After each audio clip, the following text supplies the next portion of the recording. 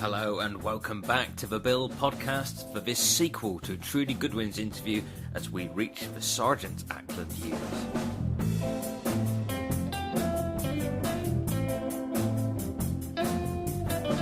Seeing as Trudie is such an icon of the Bill and indeed of British television, this edition is 5 minutes longer than usual.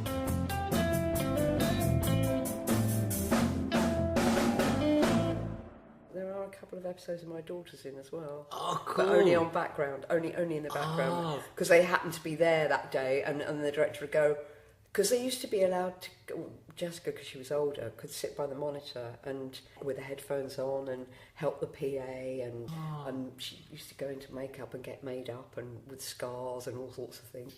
And a couple of times the director's gone, well, actually, quite nice to have. Yeah, let's have her in the background. Would she go be there with a friend? So the two of them are being... and Eleanor as a baby was in... I think Eleanor was only about a year and a half. And she was in an episode because I'd had to bring her in to feed her. Well, yeah. I mean, it must have been quite... Yeah. When you're a regular and then you're still a mum, that doesn't stop, does it? So, exactly. Yeah, and like later on, presumably, when they got a bit older and, you know, there's things like parents' evening and stuff that you don't want to miss. And were the scheduling... There was a great guy called Nigel Wilson who did the scheduling, and he would move heaven and earth to try and get you free. If you said, actually, I really, really need to be at this parents' evening, or I really want to go to this Christmas concert, yeah, he would move heaven and earth to make sure that you got there, and mostly you did if you gave him enough warning. And I don't know how he used to do it, because I wasn't the only one who was asking. Lots of people with kids going, oh, I really need to be, and organising people's holidays and things. An absolute nightmare of scheduling without, let alone when people actually want to have the afternoon off or have scenes moved around so that they could get away quickly. But he always somehow managed to do it. And when the series went to those half hours, I mean, your workload must have increased dramatically. Yeah, massively, yes. And we started working weekends, which we never used to do. Because when we first started, the days were really short. I mean, really short. When we were filming round here, in the East End, round sort of Tower Bridge and Docklands, which is where our base was, we used to have to finish at 4 o'clock in the afternoon because the crew were all based up in North London. And they had to be gone by 4. They had to be taken back to base as part of their contract, and they had to be there by 6. Right. Or else you went into massive overtime. So we always had to finish filming by 4. And we couldn't really start till 8 because they had to come from, began with an M, so they had to leave at 6 or something like that in order to be there at 8. So it was all about hours and overtime and all of that. So we really had it quite easy in the early days, and I only lived over the river, so I could get there in no time at all, and you could park then. So I had a battered old car that I used to drive up, and I'll probably be at work within 15-20 minutes. Oh, wow. Then start at 8, nice easy day, and finish at 4. But yeah, that didn't last for a very long time. And then obviously when we went to half hours, it was really, really long hours. You were at Barbie Road then? We were at Barbie Road then, yes, up in Notting Hill, near Notting Hill. And that was a horrible journey for me, actually. But it had been such an easy journey for the first few series. And we very nearly moved up that way. Thank God we didn't, because suddenly we were moved.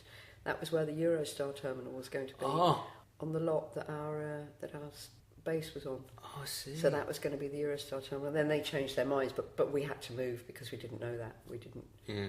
And that was when we moved to South London, and had I moved to Notting Hill, but then they came obviously back down to sort of near where I lived. So again, I could do that journey really quite quickly. By this stage, now like the Bill's like in the top 10 programmes on television. Yeah. And how was your profile changed from a fame point of view, from a public recognition point of view, and how was that transition for you? I can't remember the transition, actually. I can't remember the first time somebody went, "Ooh, are you on the telly?" I can't remember that. But it was quite a big difference. It did happen quite quickly. When it happened quite quickly, and we all became very recognisable. It did make filming out on location much more difficult. You suddenly had to have security, not because you were in danger of being, attacked, but because actually people were getting in the way, and for all the best reasons, they wanted to see what was going on, so they'd be in the back of shot, and they go, no, cut, right. That became more difficult. And things like going on holiday and going out just became, well, at one point really quite difficult, because you'd just be stopped all the time. Nobody was ever horrible, but of course everybody thinks that they're the first person to come up to you that day, and they may be the 50th at one point. I mean, at one point it was all the time, and the kids used to get a bit fed up with it, because you'd have to keep stopping and signing autographs and go. So yeah, that in a sense that was a slight downside, but only slight, because everybody was always really nice and very positive about the programme, and I was a sympathetic character, so they were always really nice to me. I mean, actually, Chris Ellison used to get it in the neck sometimes, because blokes would come up and try and pick a fight with him, quite literally, so that they could say, that they got one over on Burnside. I mean, literally, they wanted punch-ups. So wow. And they'd rile him to try and get his dander up. So right. But they never did that to me, thank God. Series 5, let's see if this title rings any bells. 1-to-1. I recognise the title, I couldn't tell you what it was about though. First time you get top billing, and it's you and Arabella Weir in a flat. Dose herself in petrol, wants to set fire to herself. Yes. Oh gosh, yes, that's right. And it's pretty much a two-hander. It's a great episode for you, when you have this great monologue where you talk about your own dad dying in the series, and you have this little breakdown, but all the way in the episode you're like going back over to the sink to make a glass of water, but then like you're getting like a damp towel at the ready and you're trying to hide it. I mean, it's great. It's so many one long take moments. It's a real cracker. When that one gets repeated, that'll be worth watching. Oh yeah, I remember bits of that. And I remember Arabella quite well. Yeah, I hadn't realised that was the... I wouldn't have remembered the story particularly. Well, so many that you did. Yeah. Series 5 is like one after the other for you, because not long after you do quite a famous one, A Death in the Family, which is a cot death storyline. Yeah, which actually was that was used a lot for the Cot Death Association. Right. And it was used as as part of police training for dealing with things like that. So that was shown to a lot of police officers as a good way of dealing with the cot death situation. Yeah, that was quite a powerful episode. That only got a lot of publicity. And when it went to the ad break, they didn't play the theme. Oh, really? It was silent, because it's just after I didn't realise that. The parents say goodbye to the baby, and then it cuts to the ad break, and it's just silent, and it's shivers. It's such a powerful episode. And was that with Colin Bloom? It was with Colin Bloom, who's marvellous, because Taffy's obviously normally quite grumpy, but he's trying to keep the other little girl happy. So, did you paint me? It's a very nice, lovely episode for you both. Right. Yes. And you both have another really good, solid episode called The Coop. Sure that. Yes. Yes. All them chickens. Oh, in the chicken shed. And that was when I'd had Eleanor then. That was directed by Graham Theakston, I think, who is no longer with us. And I think I'd come back to work, because I came back to work 8 weeks after having Eleanor. And I'm sure this is the episode, because it was very hot. It was filmed in the summer, and I was breastfeeding Eleanor. I was having to sort of kind of at lunchtime express the milk off to take back home for her during the day. But so actually my bra size used to go from like, I mean, after I'd expressed the milk would be a 34. Before I expressed the milk, I'd be about a 40D. Right. So I had two different shirts, one for after and one before. And in Coop, because we shot out of sequence, actually, I think you'll find that my chest measurements goes up, down, up, down, up, down, up, down, all the way through the episode. Because I think I was just in shirt sleeves at one point, and it's actually quite obvious. Oh, wow. I'm sure it was that one. Yeah, and I actually did watch that, and I'm sure I remember thinking, oh my God, I look an awful lot bigger in that shot than I do in that one. That was also the episode, I think, where has it got an Alsatian dog in it? Yeah, that's right. Yeah, that dog got off the leash, and I've never been so scared in my life. It's deliberately been allowed to sniff our uniforms. I'm encouraged to bark at us at the sight of us and the smell of the uniforms. So because we had to pass very, very, very close by the dog, and it had to be incredibly aggressive, so it was on a short chain, and the dog trainer was behind the wall where the chain was attached. And we did this about 2 or 3 times. This dog was really, would have killed us, really fierce, which is what they wanted. And I think it was on the 3rd take, the chain came out of the wall. Oh! And the dog handler just screamed at us. He went, "Freeze!" like that. I said, "Colin," I just went, and there's this dog, and he managed to drag the dog back. But honestly, it got to about there before he got it back. That was very, very close call. A really, really lovely moment. We're at the end of the 80s here, and Kevin Lloyd has joined the cast. Yeah. And you and he have this wonderful episode. It's called Visitors. Tosh can't afford to have his mum buried.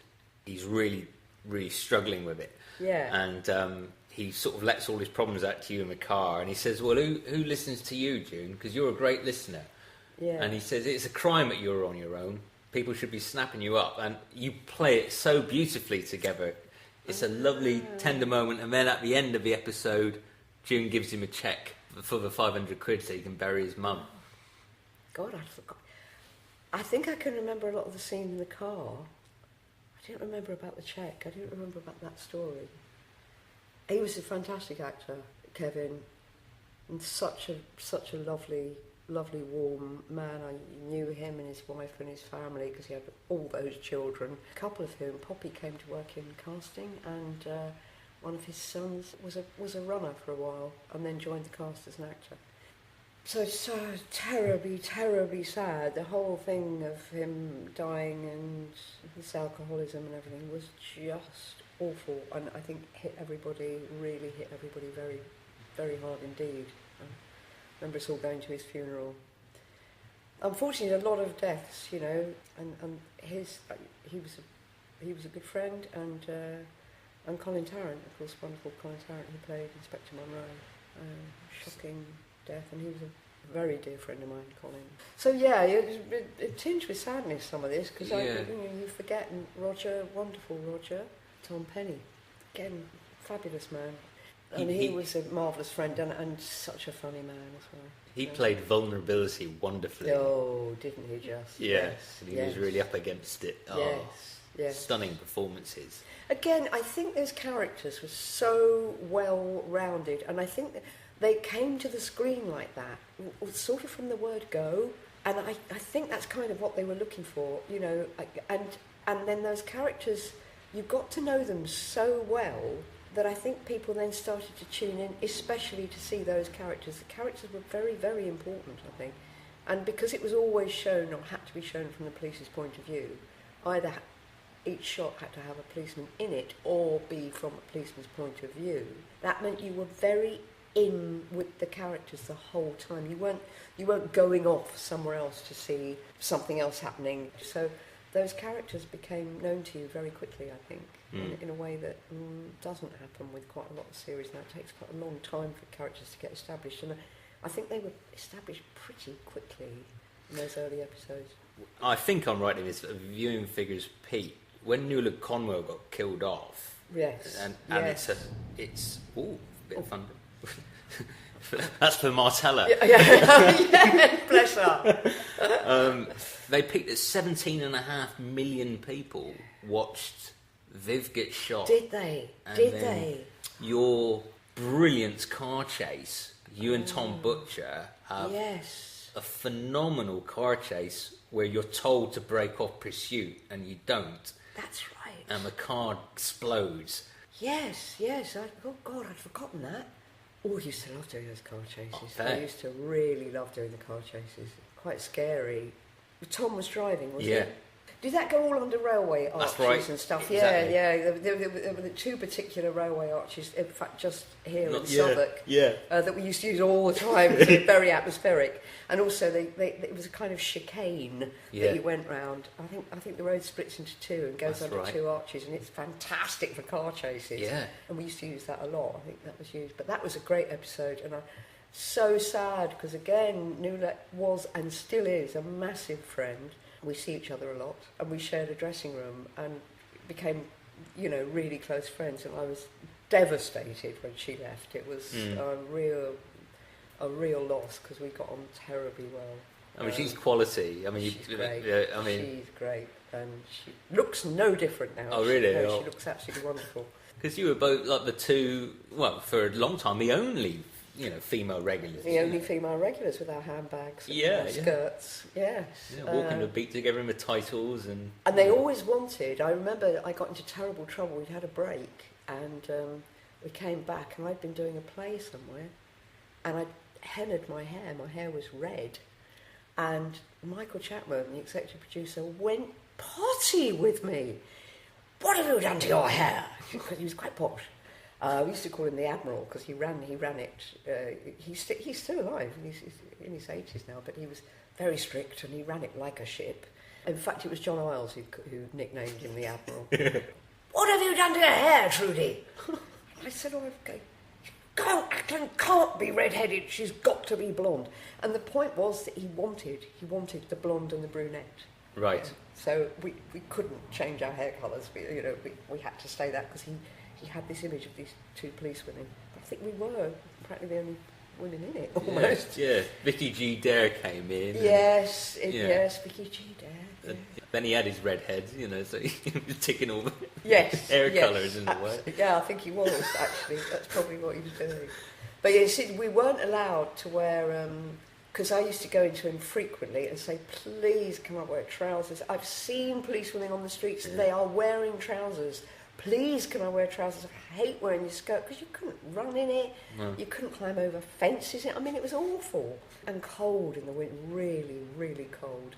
He didn't like women in trousers, so he wouldn't let us wear the trousers for ages after the real policewomen were wearing them.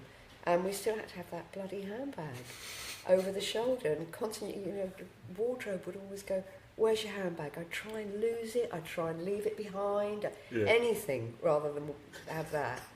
But no, you were chasing a villain, you had your handbag, and thank God that all went.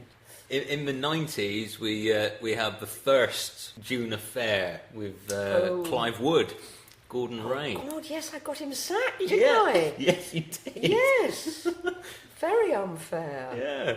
Yeah, Clive Wood's a great actor. Yeah. John said he's at the RSC all the time. Yeah. John said he's the biggest giggler. He was a huge corpser. Yeah, huge corpser.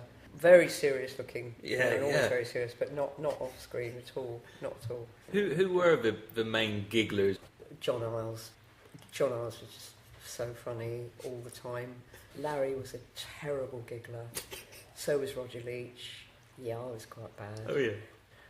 And there were certain people, I can't remember now, who literally, if they started to corpse, which is giggling, when you shouldn't, if they started, they literally couldn't stop, and everybody just had to break, and you just go, oh, all right, everybody have a cup of coffee, until they calmed down. I can't remember who was the worst.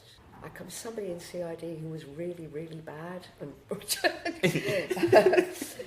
In the mid-90s, lots of big cast changes. Suddenly Chris Ellison's left, Tony Scannell's left, Nuala's left. Was it strange for you? And at that time, you've done it for 10 years then, was there a moment where you thought, should I move on? Should I go? Yes, definitely. I really didn't like that at all, a lot of the main characters going. I can remember feeling quite vulnerable, because you go, well, I think some had left of their own accord, others hadn't.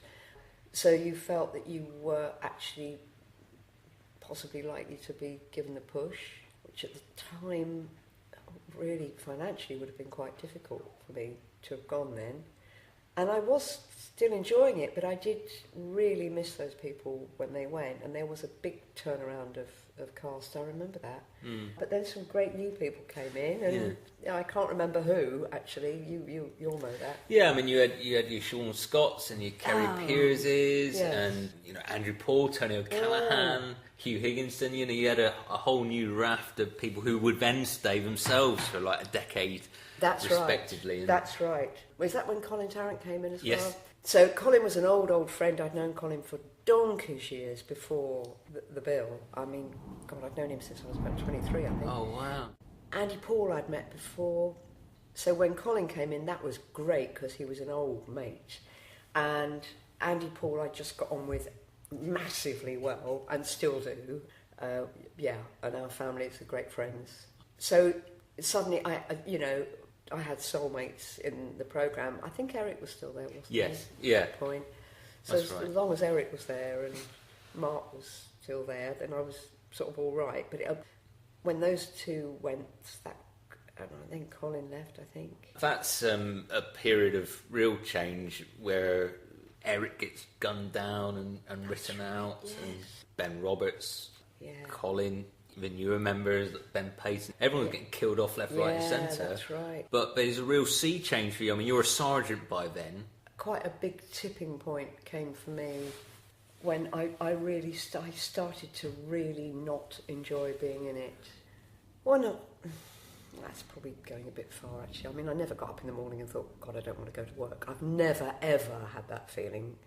But there was definitely a feeling of, I don't like this script. I don't like what they're doing to my character. I began to doubt my character, and I found that really quite difficult. That was quite a lot later on with Todd Carty and being my son and all that Gabriel stuff, which I absolutely hated. Hated it. Yeah, yeah.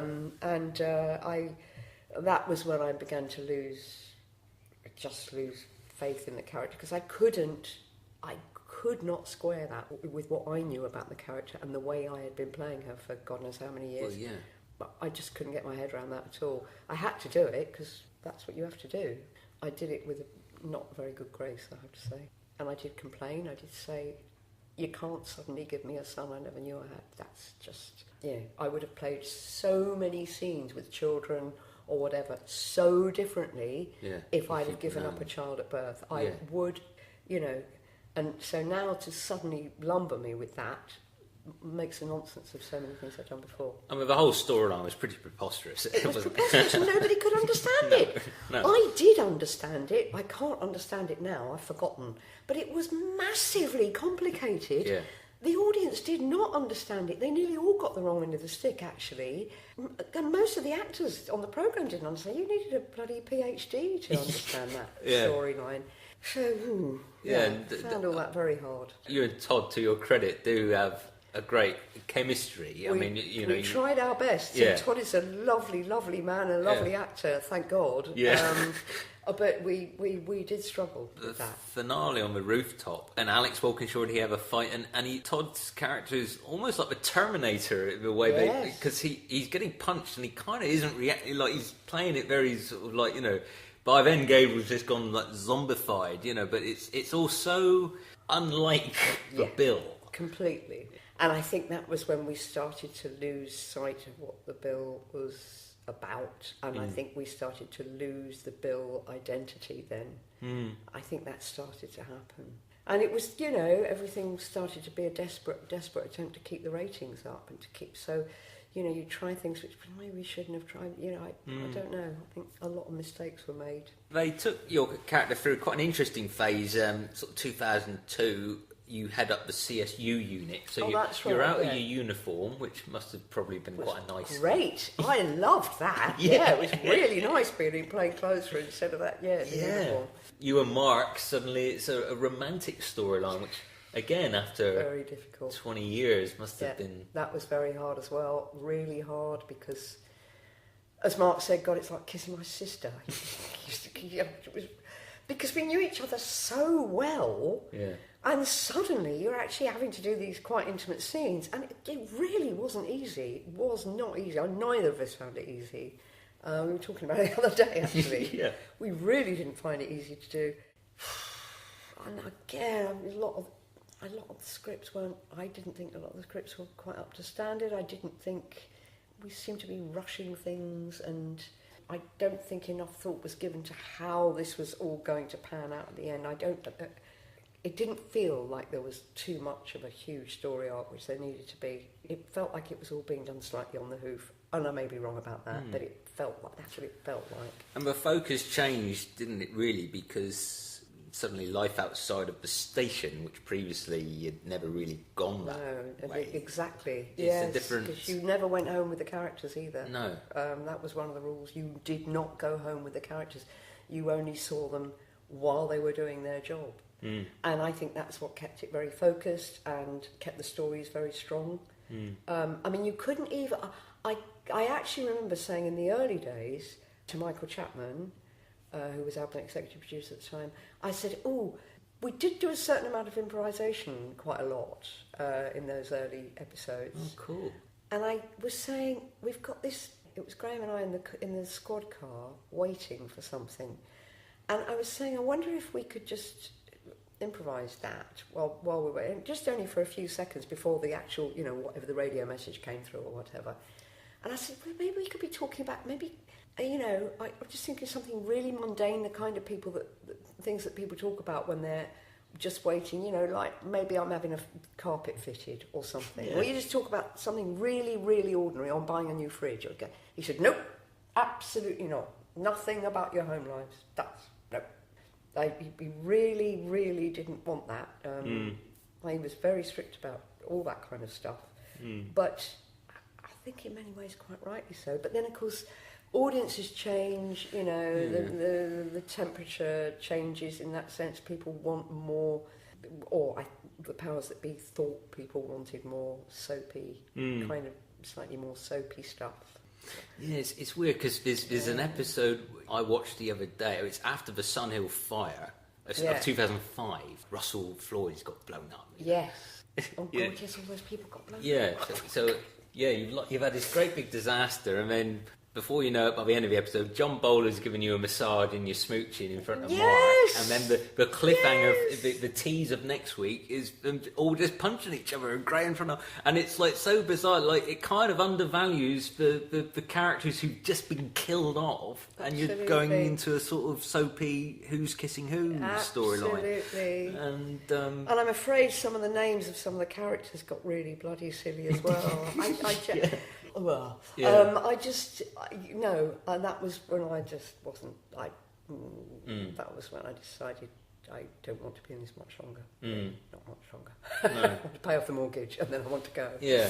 Was it nice, trying to put a positive spin on it, that's nice for a woman in her 40s to have a sexy storyline on television? Oh, yes, actually. I mean, I was pleased to be able to do that, because you're absolutely right. No, I mean, anybody over the age of 23 probably wasn't getting it.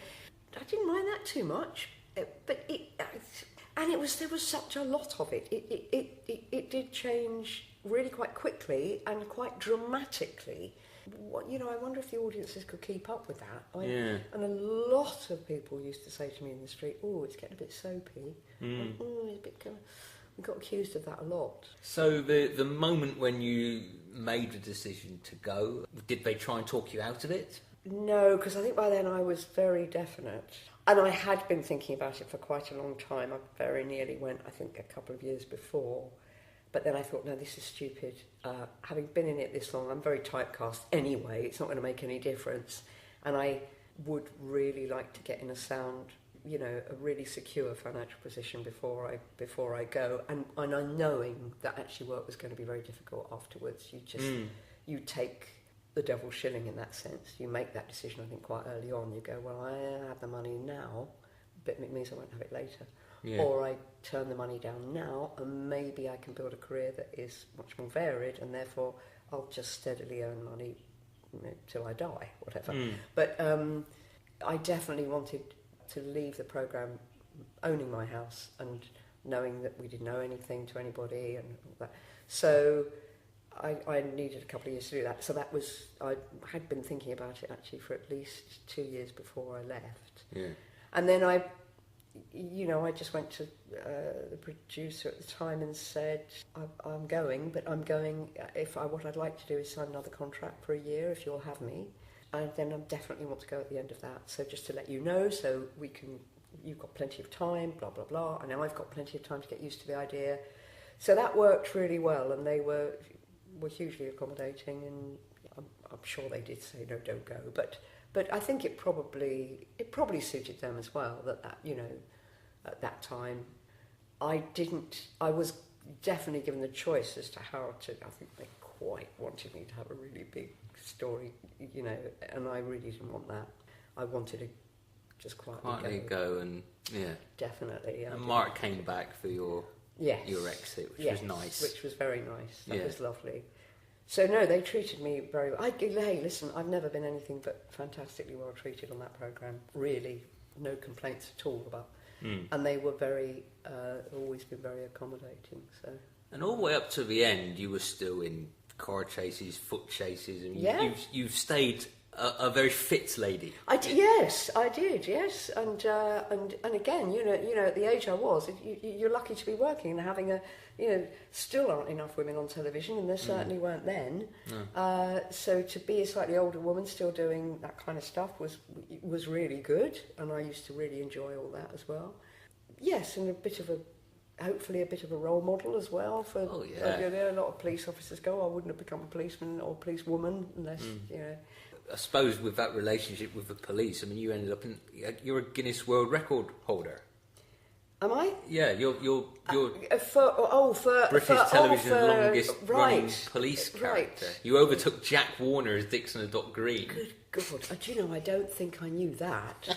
Really? Yeah, Jack Warner did it for 22 years, and you picked him. For more. Yeah. 20. Well, that's 24. Why I hung on, obviously. yeah, to get that on. I mean, you must be proud of the work you did, and I'm very proud of it. I'm very, very proud of the programme. I'm very proud of being in it right from the start, which I think was also, I didn't want to be in it right at the end. I didn't want to be the last one to turn the lights out. I think I would have found that terribly upsetting, because I do feel that all of us who were in those early episodes were responsible for the way that programme was. It was very much a collaborative effort. And I think without that group of people, without all sorts of those circumstances all kind of coming together at the same time, the programme would not have lasted as long as it did. I'm so proud of everybody on it, everybody at every level. We worked our socks off, and that programme is an iconic programme, and I think probably always will be, and they've never really found anything to replace it. No. And I think it still stands up very well, and so yeah, I'm massively proud to be part of that. I would have been very sad to have been there at the end. I know it was a very upsetting time for everybody, and thank God I'd gone by then. I didn't have to go through that, because I would have hated that. Yeah. And is there a moment, because I have a moment of your genius, but is there a moment? Yeah, it is. Yeah, you're so awesome in this series. Is there a moment for yourself you're particularly proud of, where you look back and you think, maybe that was my finest hour and my finest moment? I think I was very pleased with that trilogy. Yeah.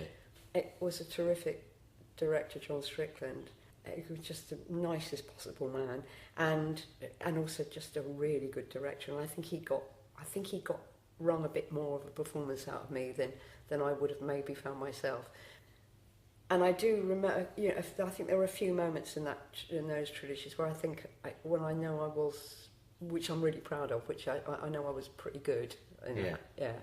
So I'd say it's probably somewhere around there with the death of Mary Jo Randall. Mary Jo Randall, yeah. And I think around there, I think that scene where she gets shot is probably, because I can remember really feeling that was real.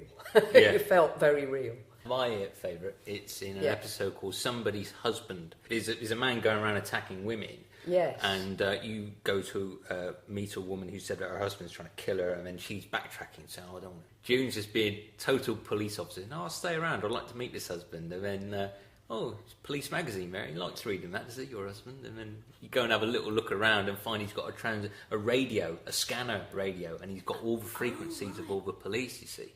And then he comes back, and he's sort of interrogating you, and you're sort of having a good, head-to-head.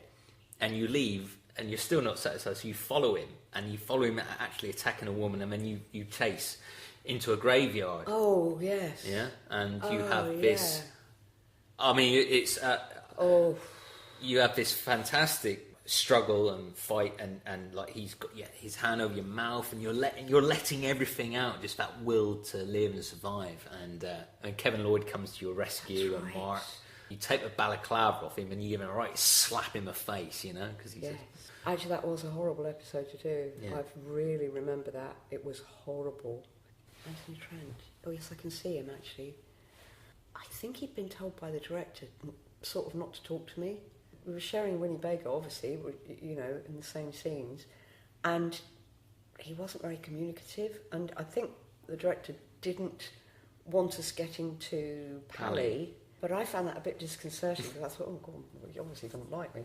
And also, most of that was improvised in the graveyard. Wow. So I didn't know what he was going to do. I really didn't know what he was going to do. So that was probably quite real. I do remember being very upset. I mean, it was really scary. And he was very, very nice to me afterwards. But obviously he knew what was going to happen, but I didn't. I think I was a bit cross with the director afterwards. I didn't say anything to him. But, I did feel that was...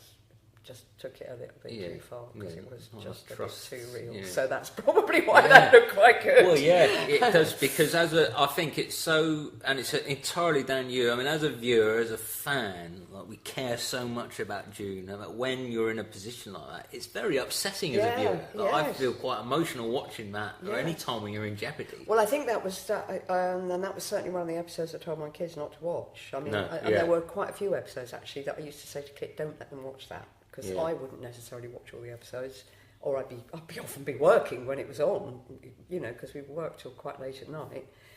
So it would be on, and I was quite careful about what the kids saw, because again, really upsetting. That's your mum, being attacked, and they definitely didn't see that episode. No. So it's 10 years since you've left, God. And life after the bill. I mean, I remember reading an interview of you said all you were getting offered initially were more police parts. Yeah, this is the problem. A lot. Or very similar parts, and that isn't something it isn't that you want to deny your past, it's just that you go, well, actually, I used to do different things before June, and it would be quite nice to do different things after June. So Emmerdale must have been a nice gift. Emmerdale was great, because it was completely different and mad, absolutely mad. And I was only going to be there for, I think, 4 months initially, and I ended up staying nearly 3 years, I think. And I had a great time. I really enjoyed doing that. I really enjoyed it. Lovely group of people. Yeah, she's a bit of a stirrer, Georgia, wasn't she? Yes, and marvellously different. And that was a bit of a gift, that.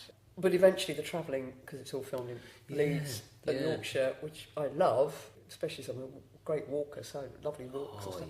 But away from home a lot, and kind of weekends, you'd be worrying about, is it going to be snowing up there? Are there going to be any trains from London?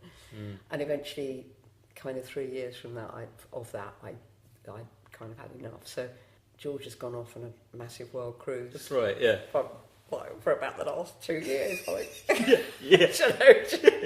But then some other things, some quite nice theatre jobs came up, I just went off and sort of involved myself back in the theatre, and did a lot of touring. Calendar Girls. Calendar Girls was great fun. That was really good fun. The one about pole dancing as well. Yeah, there was a play called The Naked Truth, which maybe we'll draw a veil over that. No, it was good fun, and actually it was a very different part. About 5 women in a community hall who all got various problems, and they decided to learn to pole dance. So there was no nudity involved or anything like that, but we did actually have to learn to do it, because by the end of it they give a show, So I did have to learn to get up one of those poles. I was quite fit during that. Yeah, that was good fun. Just a really nice group of actors. It was Lisa Riley was in it. did a play in Scotland the year before last, Arthur Miller play, which was a great part. All my sons. And he had a terrific performance in Casualty recently. I didn't. I never saw that. Oh, I don't watch myself ever. No, it's a cracker. Oh, yeah, really? Yeah, you should be proud I of that looked one. terrible. It was so funny actually because when we did Casualty, because I had to be painted yellow because I was alcoholic. And I was up there for 2 weeks in Cardiff, and on the Friday we'd all finished. The episode was finished, but it's a real struggle to finish. I think you finish at 7, and then unless you catch that 7:30 train, there isn't another one till 9 or something, and then it's a slow train to London. So they said, as soon as you finish shooting in the studio, get straight in the car and we'll dash you to the railway station. And of course I just changed. I didn't even think about what I looked like. And I got on the train and people are walking past me, and I can see people thinking, God, I look as if they recognise me. And of course they're looking at me because I'm yellow. I look terrible. Yeah. No makeup whatsoever and painted yellow, and they must have thought, oh, that poor woman. Oh, she used to be in the Build and now look at her. Oh dear.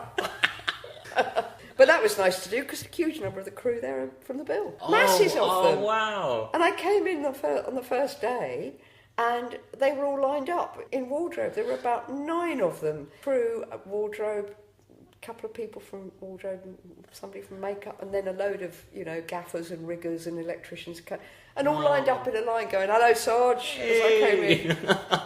It was really nice. Yeah. And ambitions, plans for the future, shows you'd like to add to your CV?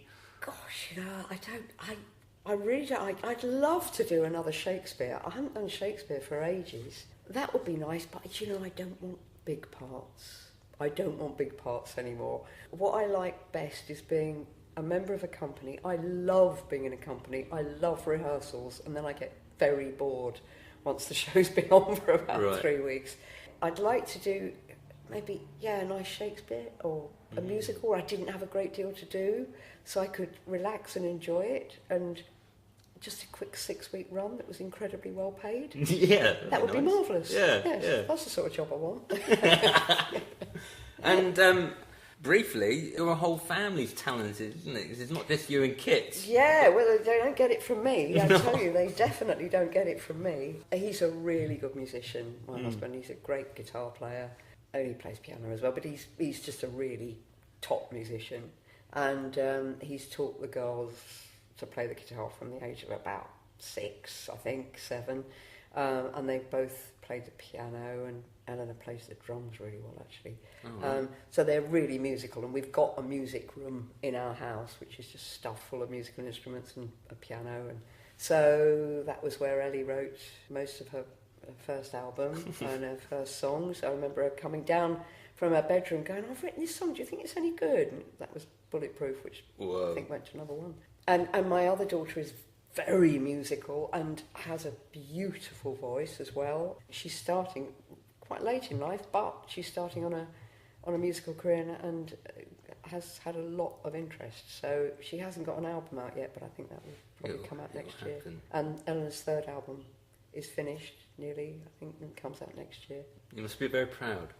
I'm extremely proud of both of them. I'm also constantly worried because it's a shark-infested pond, the music business, as everybody knows that, but it is.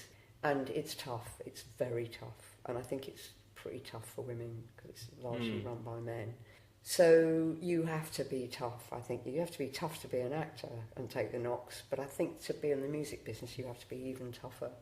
And, definitely Eleanor, who's now quite experienced, she's been in it a long time, she's had to develop quite a hard skin. And it's a bit of a shame, really, in that sense, that has to happen.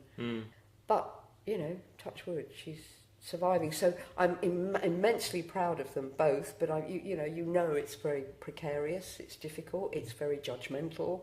So you just hope that both of them, who are both actually quite sensitive souls, can come through that and survive it, which is my only worry. But I'm so proud of them for following I hate the cliche following their dream, but I'm so proud of them for doing what they, sticking to their guns about and following what they want to do rather than taking a safe route. And they are. I wouldn't encourage either of them if I didn't think they were talented. I would actually, but I have been able to encourage them, and certainly Kit has as well, because I think they are both very talented and don't have a talent that I have. I'm very envious of their musical talent. So maybe they get the singing from your mum. They probably do, actually, because she had a really good voice. My husband hasn't got a good voice. He won't mind me saying that. I sing a bit. In fact, I've just started singing with his band. Cool. But only in rehearsals. Yeah. We haven't performed anything yet. I might back out at that point. But yeah, they both got really, really good voices. Oh, yeah. Yeah.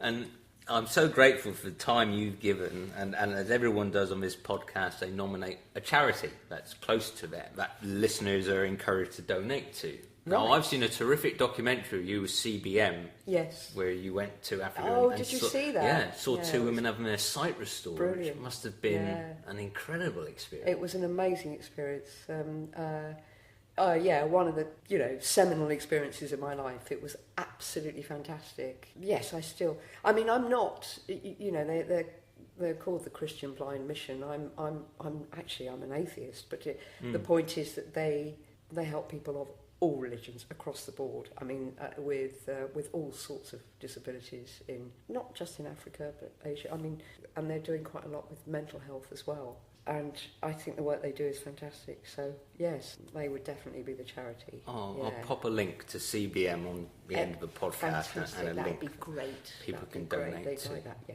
Fantastic. Well, I suppose a fitting way to finish in your last episode, Graham Cole did one of his trademark PC stamp awkward tributes, which he did so beautifully. But he explained that June Ackland was respected and she was loved. Right. On behalf of millions of Bill fans worldwide who are going to be very, very jealous that I've got to spend this intimate time with you, on behalf of all of them, you are respected and you are loved by all of us. Oh. And thank you for being so brilliant at what you do. Oh, well, that's very, very nice of you to say so. Thank you. That's quite cheered me up. And it's just been lovely to sit and talk about myself. It's been lovely to talk about the programme. I've really enjoyed it, yeah. And I've learned things I never knew, so you do know a lot more than I do. Well, they'll come back. You'll be walking the beat again. June's back on drums. Oh, my goodness, yes. A geriatric June. With a Zimmer frame. So you'll have those feet going down the street with the Zimmer frame in front of it. Trudie, thank you so much. It's been a pleasure, and all the very best to all the people out there who listen to this.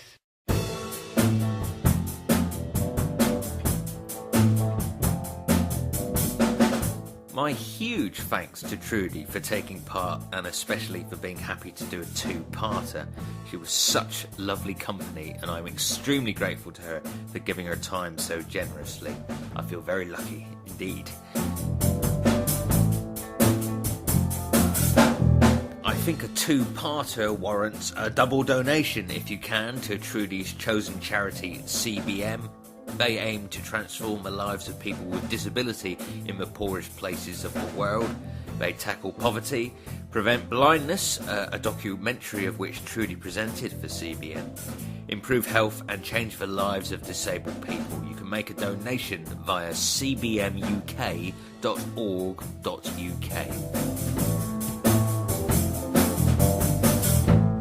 I hope you're all enjoying the Bill Rewind on the Drama Channel, and next up on the Bill podcast is a man you'll have seen aplenty if you've been watching those early repeats. He played Sun Hill's shotgun surviving PC Robin Frank for 5 years. It's Mr. Ashley Gunstock.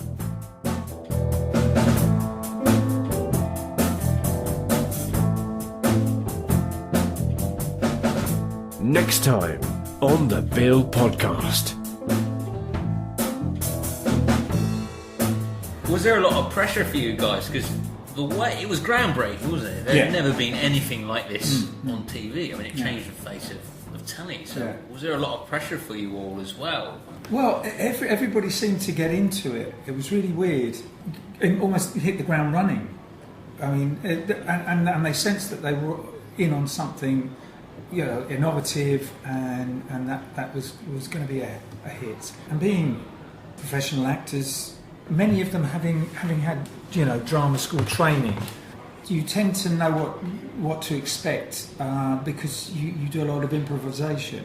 I actually remember that there was after the first episode went out, there was a review, and the critic had said, it was really good for a first show out. He said, but you can't imagine any of this like doing Shakespeare. And at the next scene, I looked around at all the actors and I thought, well, yes, you can actually.